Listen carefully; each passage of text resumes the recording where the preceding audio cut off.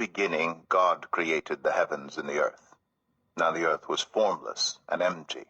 Darkness was over the surface of the deep, and the Spirit of God was hovering over the waters. And God said, "Let there be light." And there was light. God saw that the light was good, and he separated the light from the darkness. God called the light day, and the darkness he called night. And there was evening, and there was morning, the first day. And God said, "Let there be a vault between the waters to separate water from water." So God made the vault, and separated the water under the vault from the water above it. And it was so. God called the vault sky. And there was evening, and there was morning, the second day. And God said, "Let the water under the sky be gathered to one place, and let dry ground appear." And it was so. God called the dry ground land, and the gathered waters he called seas. And God saw that it was good. Then God said, "Let the land produce vegetation, seed-bearing plants and trees on the land that bear fruit with seed in it according to their various kinds." And it was so.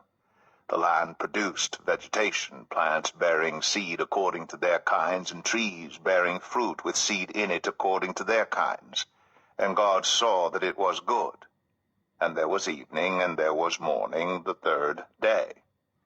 And God said, "Let there be lights in the vault of the sky to separate the day from the night, and let them serve as signs to mark sacred times and days and years.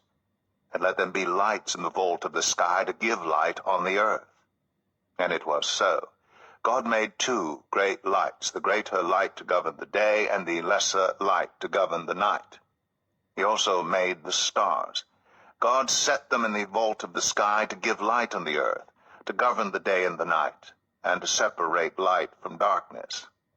And God saw that it was good. And there was evening, and there was morning, the fourth day. And God said, "Let the water teem with living creatures, and let birds fly above the earth across the vault of the sky." So God created the great creatures of the sea, and every living thing with which the water teems and that moves about in it, according to their kinds, and every winged bird according to its kind. And God saw that it was good. God blessed them and said, "Be fruitful, and increase in number, and fill the water in the seas, and let the birds increase on the earth." And there was evening, and there was morning, the fifth day.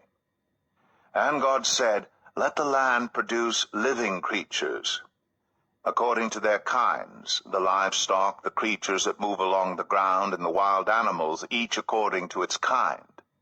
And it was so. God made the wild animals according to their kinds, the livestock according to their kinds, and all the creatures that move along the ground according to their kinds. And God saw that it was good. Then God said, "Let us make mankind in our image, in our likeness, so that they may rule over the fish in the sea and the birds in the sky, over the livestock and all the wild animals, and over all the creatures that move along the ground." So God created mankind in his own image. In the image of God he created them.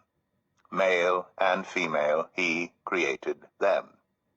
God blessed them and said to them, "Be fruitful and increase in number, fill the earth and subdue it, rule over the fish in the sea and the birds in the sky, and over every living creature that moves on the ground."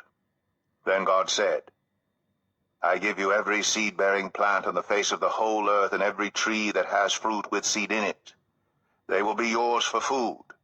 And to all the beasts of the earth, and all the birds in the sky, and all the creatures that move along the ground, everything that has the breath of life in it, I give every green plant for food."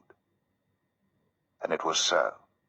God saw all that he had made, and it was very good. And there was evening, and there was morning, the sixth day.